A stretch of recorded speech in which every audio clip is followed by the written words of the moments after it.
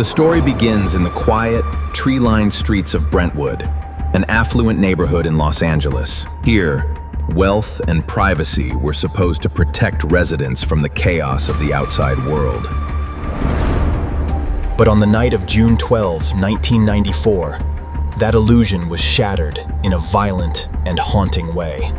What followed became one of the most heavily publicized courtroom stories in modern American history, drawing enormous media attention across the country. A man whose life symbolized the American dream, but who soon became a figure of intense doubt. As the investigation continued, public attention increasingly focused on a well-known figure connected to the case. Their bodies were found outside Nicole's home in a scene so gruesome it suggested pure, intimate fury. One memorable courtroom statement quickly became one of the most widely quoted moments of the entire trial. For many people watching the story unfold, it was difficult to reconcile the public image of a celebrated sports figure with the intense scrutiny surrounding the case. A tension grew between his public image and the horrifying reality of the evidence being collected.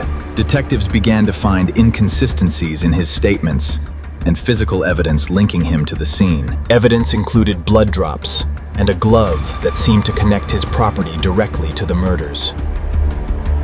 But what should have been a routine arrest took a dramatic and surreal turn on June 17, 1994. Simpson failed to turn himself in and instead disappeared, triggering a massive nationwide manhunt. Millions watched live as a white Ford Bronco moved slowly along the freeways of Southern California. With police cars trailing and helicopters hovering above, it felt more like a movie than reality. Regular programming, including the NBA Finals, was interrupted as the entire nation watched in collective shock. People were unsure if they were seeing the end of a man's life or a legal saga. When Simpson finally surrendered that night, the stage was set for a trial unlike any other. During the trial, legal teams presented extensive technical evidence and detailed courtroom arguments that became a major focus of public attention. But the defense assembled a dream team of high-profile attorneys, ready to fight for his life. The courtroom proceedings became shaped not only by evidence and testimony, but also by public perception and competing interpretations of the story.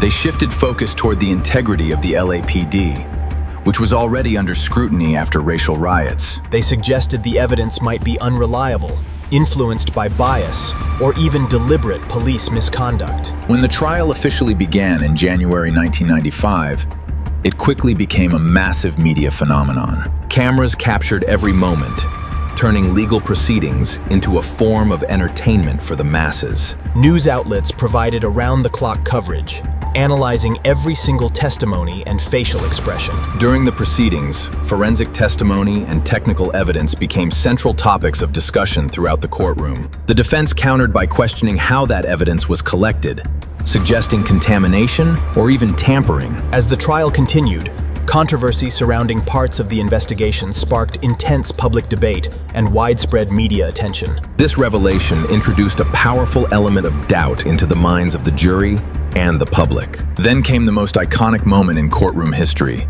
the demonstration of the bloody gloves. During a widely discussed courtroom demonstration, the gloves appeared difficult to put on, creating one of the trial's most memorable visual moments. This single sentence distilled the defense's entire strategy, making certainty feel like an impossible goal.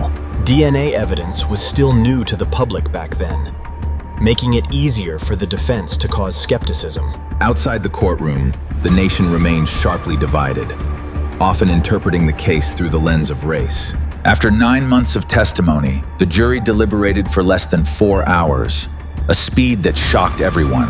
On October 3, 1995, 150 million people watched as the words "not guilty" were finally spoken. Celebrations erupted in some communities, while others felt a deep sense of shock and outrage. The trial changed how the world views crime, media, and the very concept of objective truth.